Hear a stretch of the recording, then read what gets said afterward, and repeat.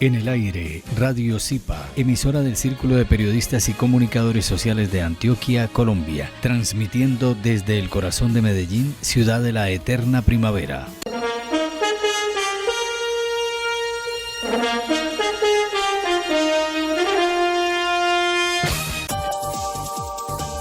El Círculo de Periodistas y Comunicadores Sociales de Antioquia presenta Cuartillas, un espacio que promueve la libertad de expresión y el trabajo de los comunicadores sociales de Antioquia. dirigido por el periodista Abraham Umbarila Saavedra. Cuartillas.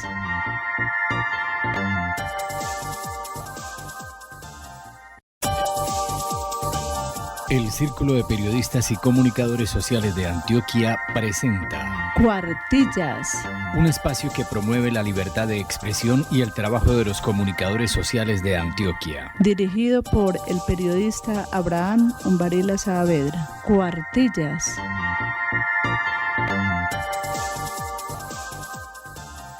¿Qué tal, señoras y señores? Reciban el saludo cordial de este grupo de periodistas de Cuartillas Radio en la emisión número 395. Soy Abraham Umbarila Saavedra. Les invitamos a escuchar nuestra primera sección. Editorial.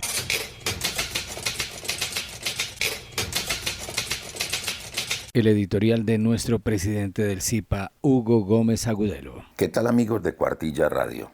El liderazgo no existe, como lo oyen. Esta reflexión del día de hoy puede que saque roncha, ya que pues, está de moda hace ya algunos años, si no es de antes, hablar de liderazgo, capacitarnos sobre el liderazgo. Considerar hay veces que el liderazgo es algo que se aprende o que nace con uno. El caso es que si a algún famoso o algún mentor o algún líder, a la mayoría de ellos diría yo, se les pregunta, bueno, ¿y cuál es la fórmula? ¿Cuál fue el camino? ¿Usted cómo llegó aquí? Puede que estas personas construyan algún tipo de respuesta, pero la verdad es que no saben. La verdad es que la mayoría de ellos solo se dan cuenta que llegan cuando las cosas les están yendo muy bien, o así lo perciben los demás. Cuando se tienen seguidores, cuando hay gente que de una u otra manera busca a alguien o destaca a alguien y le es, por decirlo así, fiel, o se genera una adhesión a él o a sus ideas, pues empieza a construir o a decir que hay un liderazgo, que hay un líder, que hay alguien que arrastra las masas, que hay alguien al que siguen muchas personas. La verdad es que normalmente esos, comillas, líderes, cierro comillas, tampoco lo han construido intencionalmente de esa forma para que lo sigan. Cuando hablamos de liderazgo, hablamos de la enseñanza también, que se ligan mucho, porque el maestro, planteamos, no deja de ser un líder para sus alumnos que están creyendo lo que dice. Hemos concluido que la enseñanza o ese liderazgo se dan fundamentalmente por la imitación de los seguidores de lo que hace el líder. O sea que normalmente desde pequeños y de siempre uno aprende observando a los demás, a los que están delante suyo o los que ya han caminado por ese camino de la vida o han avanzado. El caso es que como tal, a pesar de los múltiples libros sobre liderazgo, cursos, seminarios, talleres que dictamos, el liderazgo como tal en el concepto que se concibe no existe. Es eso, es una teoría como tal, una construcción pues, que nos permite de todas formas titular nuestros seminarios o hablar en esos términos de que para ser líder hay que tener estas actitudes, estas cualidades, aquellas otras formas de decir, pensar, hacer. Pero eso no es para todos y con todos y siempre. Es muy particular. El liderazgo circunstancial tal vez es el más utilizado, porque lo hemos llamado así de modo de que cualquier persona en determinada situación puede llegar a ser líder temporalmente, pues porque es la única persona que sabe cómo o que ha vivido la experiencia o que tiene respuestas a ello. Pero básicamente el que está dirigiendo algo lo está haciendo por porque le otorgan un poder y una responsabilidad. Y muchas veces porque aquellos que se dicen seguidores o los que nombran y eso, les da temor hacerlo o no le ven al hacerlo una realización para ellos o creen que hay demasiado riesgo al hacer. En todo caso, hay conveniencias, conveniencia de los seguidores y conveniencia de los que fingen, o de los que creen o de los que han sido nombrados líderes. Conveniencias. Esa persona acepta el poder, la dirección, etcétera, porque de todas formas internamente cree, le conviene, tiene un interés, una intención, un sentido, aunque sea el sentido que le dirige o le da su ego. Igual pasa con los seguidores, ellos consideran que ganan algo, que con ello pues reciben o recibirán algo. Por eso en esta reflexión quise hablar de liderazgo y tratar de insistir un poco en que el liderazgo como tal no existe. Hasta la próxima. Periodista invitado. El invitado en el día de hoy a Cuartillas Radio es César Mauricio Velázquez Osa.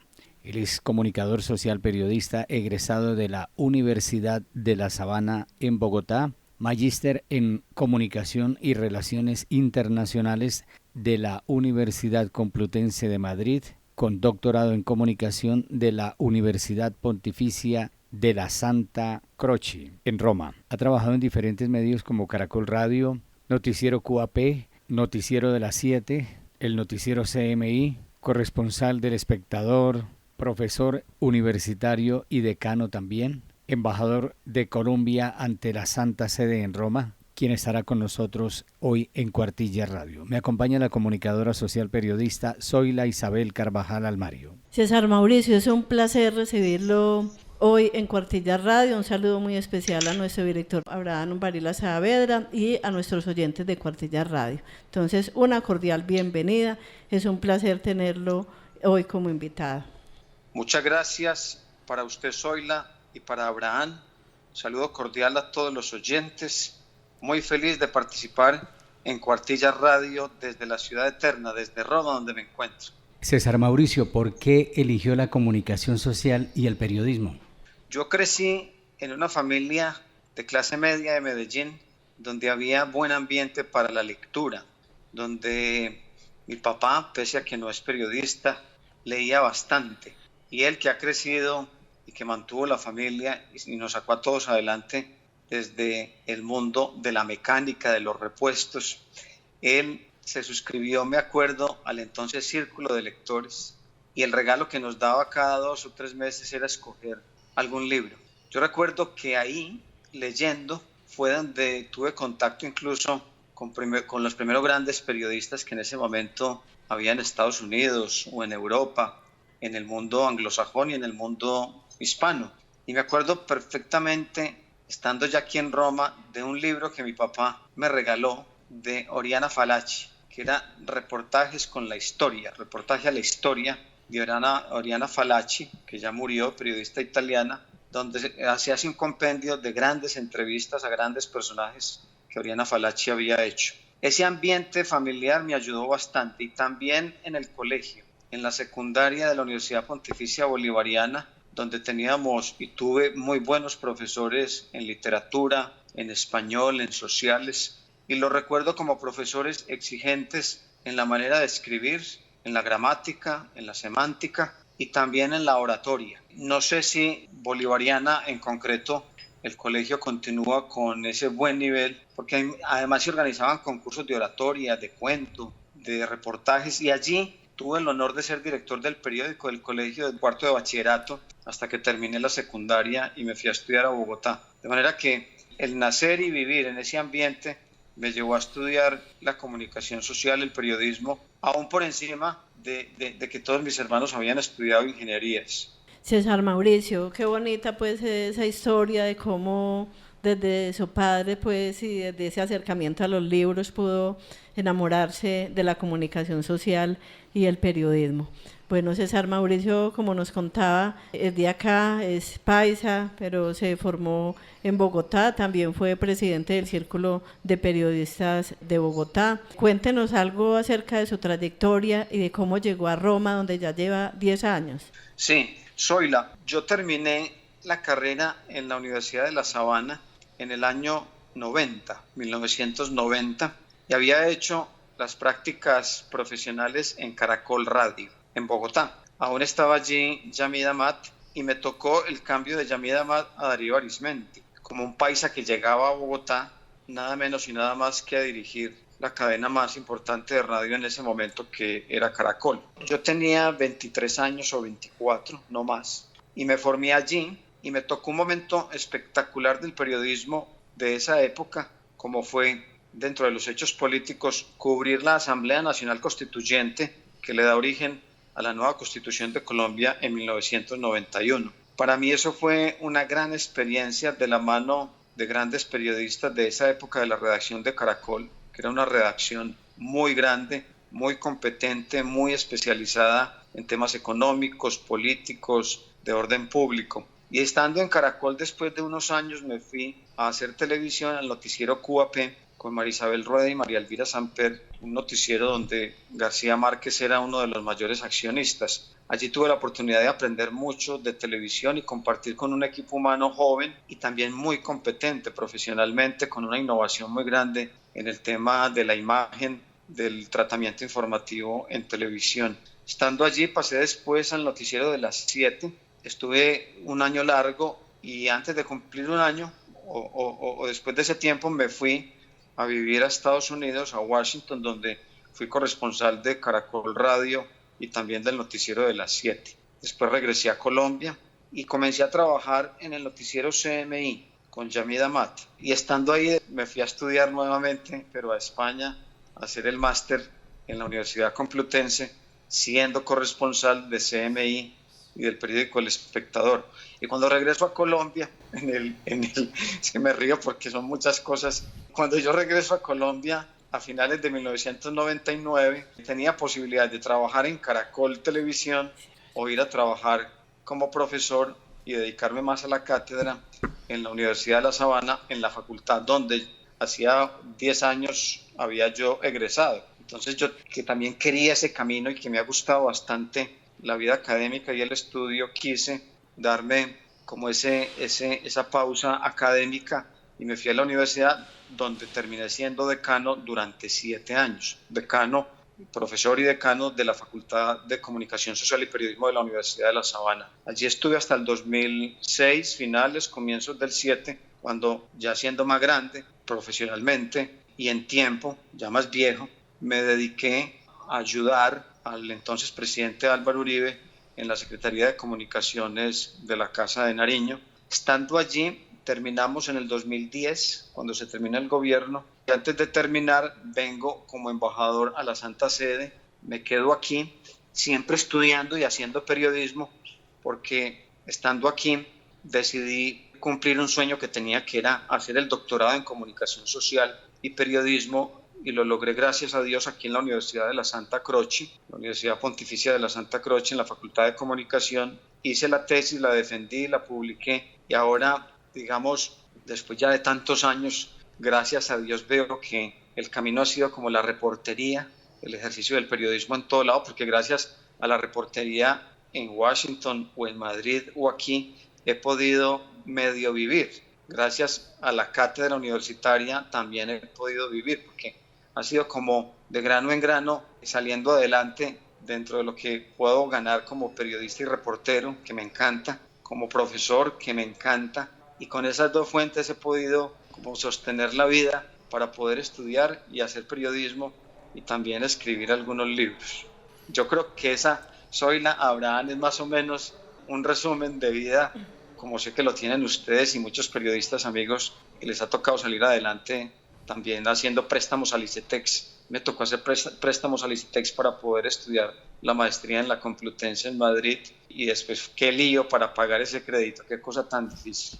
Pero querer es poder. Gran experiencia la de este compañero, colega, amigo de nosotros, César Mauricio Velázquez, en los medios de comunicación. César Mauricio, ¿qué retos tienen los periodistas y comunicadores sociales hoy en día? He tratado de meditar mucho con otros colegas, amigos desde el periodismo, la comunicación y la academia sobre esos desafíos hoy y al inmediato futuro. Yo podría señalar 3 puntos fundamentales. Uno es recobrar unos valores éticos y morales dentro del ejercicio del periodismo. Unos valores éticos que estén regidos por la veracidad, la responsabilidad y el equilibrio informativo. Yo creo que el tener tanta información en este momento y tan variada va a decantar en que la gente y la opinión pública más sensata va a reclamar información veraz, responsable y equilibrada, porque hay mucha gritería informativa cargada de mentira. De manera que un desafío inmediato es si desde la comunicación y el ejercicio del periodismo queremos transmitir lo que es, buscando con afán la verdad, buscando con afán la responsabilidad y el equilibrio. Un segundo desafío tiene que ver con la adaptación de los géneros periodísticos y los géneros literarios y de opinión a las nuevas formas de comunicación, sin sacrificar los valores deontológicos del periodismo y de la comunicación. ¿De qué manera podemos aprender a manejar, a manipular las formas? Digo, manipular en cuanto a la técnica, en cuanto a conocerla, las nuevas formas narrativas de los lenguajes audiovisuales, etcétera. ¿Cómo lograr hacer eso bien sin sacrificar principios éticos de la comunicación? Y un tercero, yo creo que corresponde al compromiso social que debemos tener. Si siempre se ha dicho que la comunicación social es una obligación cara a la opinión pública en valores, en ser representantes de alguna forma, ser los portavoces, los voceros de la comunidad, el periodista, el comunicador debe sacrificarse muchas veces en cuanto a su formación, en cuanto a su desempeño profesional, primero por la gente, primero por la opinión pública, primero por lo que la comunidad está esperando del periodista, porque esto es una vocación muy grande y no puede terminar simplemente en un negocio comercial o que maneje simplemente intereses particulares, egoístas o dañinos. César Mauricio, realmente son unos retos muy grandes y como usted dice, primero que todo la verdad, y eso nos enseñaba también Javier Darío Restrepo en sus cátedras de periodismo, que esa es la base del periodismo, la verdad. Bueno, y en cuanto a estos retos, usted que ha sido decano, que ha sido profesor, ¿cómo cree que deben adaptarse las facultades de comunicación y periodismo a estos retos de nuestra profesión? Yo creo que las facultades de comunicación, hablo de las colombianas, que son las que más conozco. He tenido la fortuna de conocer algunas en Europa o en Estados Unidos y también conversar con profesores que hoy son catedráticos en facultades importantes de comunicación y periodismo. Hay como una gran disyuntiva entre contenidos y estudios humanísticos profundos o en unas técnicas. Me parece que hay que encontrar un camino intermedio que ayude a la formación de los nuevos periodistas o de los estudiantes jóvenes en literatura, en lenguajes, en historia, incluso en geografía, en el conocimiento esencial de lo que es el ser humano, porque el centro de estudio y de trabajo de la comunicación es el ser humano. Si uno desconoce la grandeza y la dimensión real del ser humano, se equivocará mucho en la evaluación y en la información. De manera que las facultades están llamadas a nutrir la formación en literatura, en historia, en humanismo.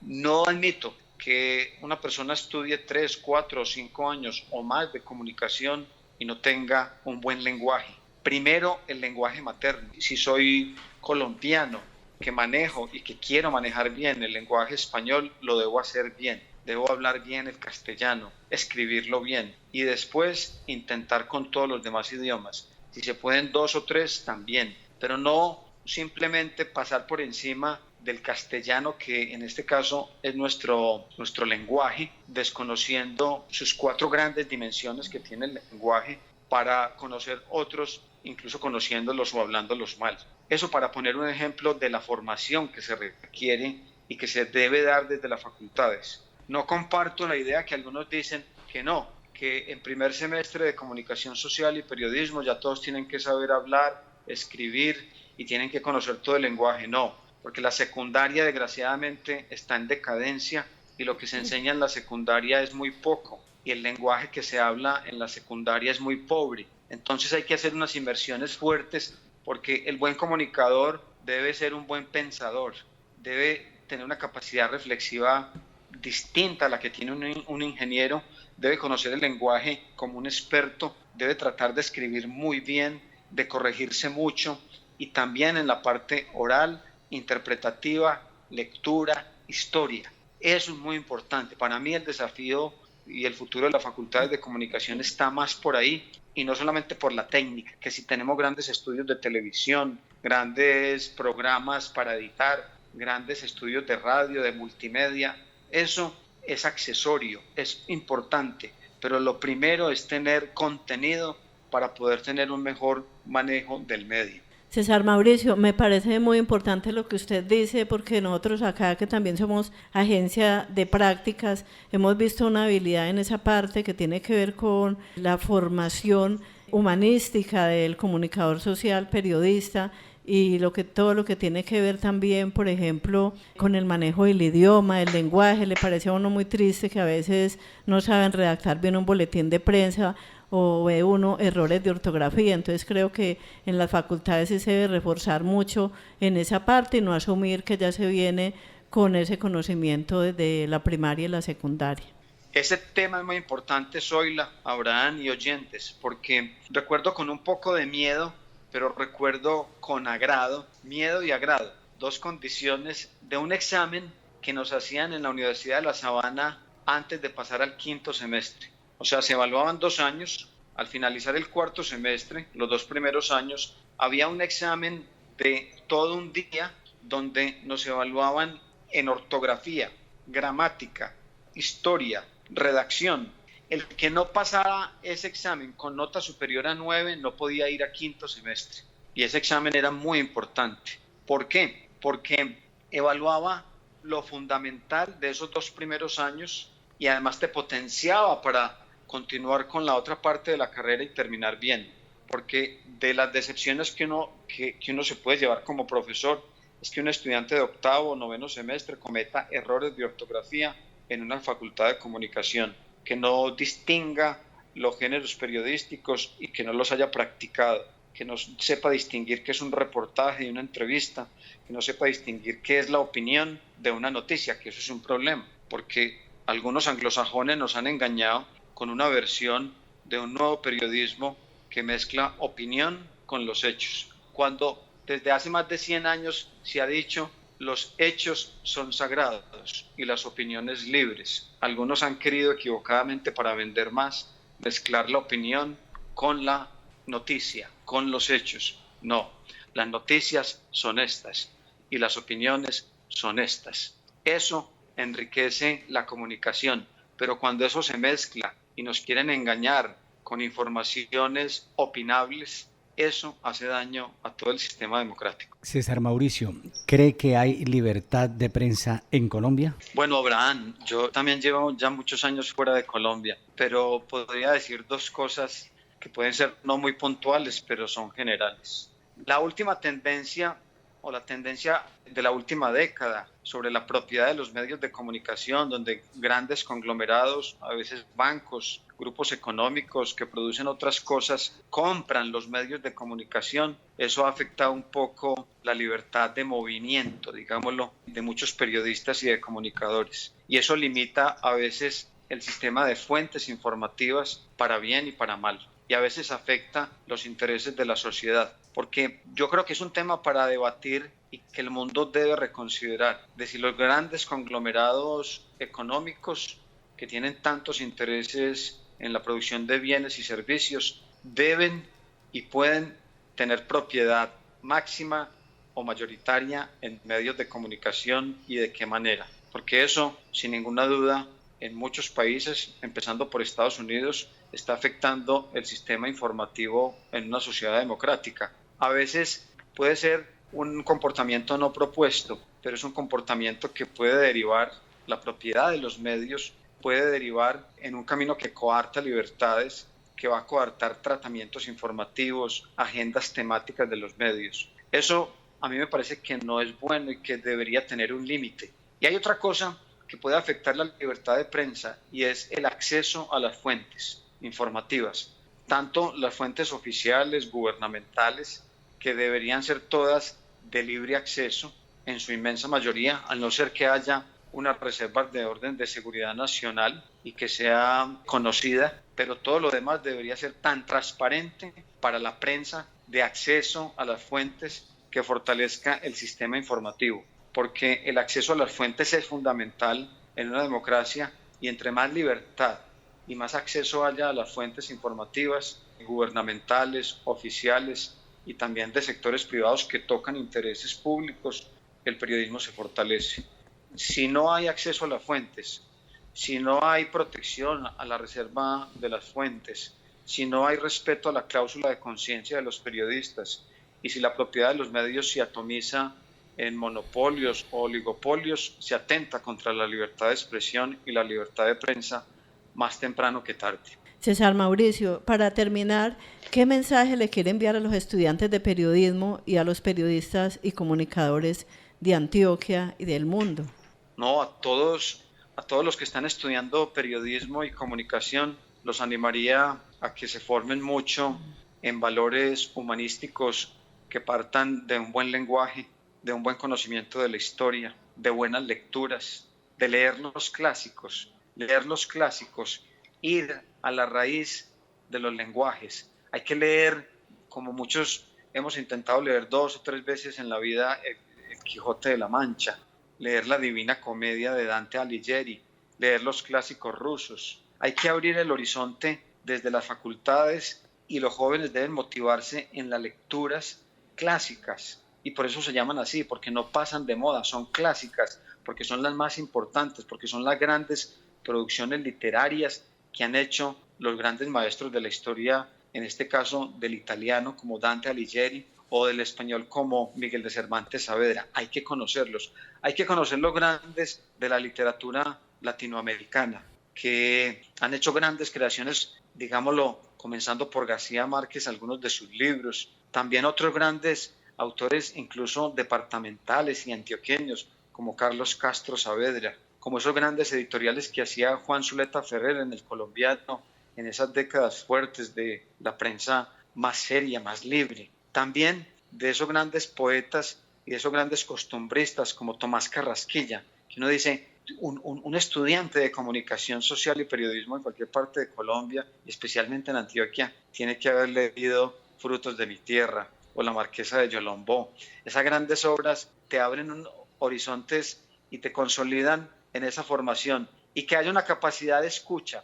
Yo creo que el periodismo gana mucho cuando escucha y observa, porque eso son condiciones propias de un buen periodista: escuchar, observar, no hacer juicios prematuros, no hacer prejuicios, liberarse de prejuicios también ideológicos, porque eso acorta la mirada de la realidad, hacer más silencio antes de entablar cualquier conversación, escuchar, construir, dialogar. Eso es lo propio de los estudiantes de comunicación social y periodismo, y debería ser una pasión dominante. Ha sido un placer para el Círculo de Periodistas y Comunicadores Sociales de Antioquia, CIPA, y para nuestro programa Cuartillas Radio tener hoy como invitado al comunicador social periodista César Mauricio Velázquez Osa. César Mauricio, muchas gracias por haber aceptado esta invitación al programa.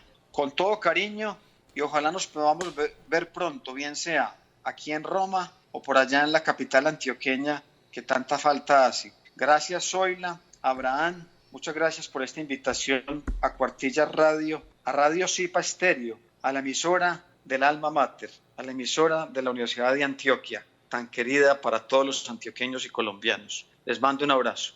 Bien amigos, así llegamos por hoy al final de Cuartillas Radio. Les estuvimos acompañando con muchísimo gusto Hugo Gómez Agudelo, presidente del CIPA, la comunicadora social periodista Zoila Isabel Carvajal Almario y quien les habla, Abraham Umbarila Saavedra. Somos miembros del Círculo de Periodistas y Comunicadores Sociales de Antioquia. Pertenecemos a FECOLPER, Federación Colombiana de Periodistas, y a la Federación Internacional de Periodistas. Éxitos en esta semana que comienza. Aquí finaliza Cuartillas, el programa institucional del Círculo de Periodistas y Comunicadores Sociales de Antioquia. Cuartillas. Los esperamos en un próximo programa.